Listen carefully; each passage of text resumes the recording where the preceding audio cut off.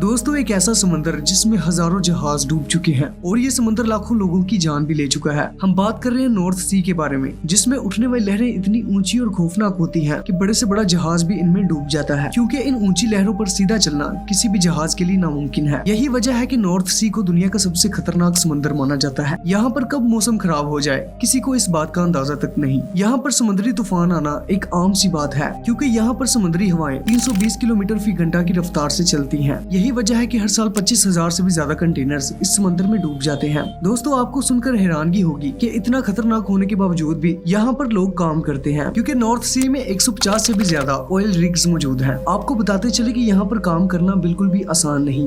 हर साल कई वर्कर्स यहाँ पर काम करते हुए डूब जाते हैं, क्योंकि इस समंदर में लहरें इतनी खतरनाक हैं कि अगर आप गलती से भी समंदर में गिर गए तो काफी हद तक चांसेस है कि आप डूब जाएंगे। फिर चाहे आपको तैरना आता है या नहीं, इस बात से फर्क नहीं पड़ता। दोस्तों क्या आप यहाँ पर काम करना चाहेंगे? नीचे कमेंट्स में लाजमी बताएं और वीडियो को लाइक करके चैनल को भी सब्सक्राइब कर लें।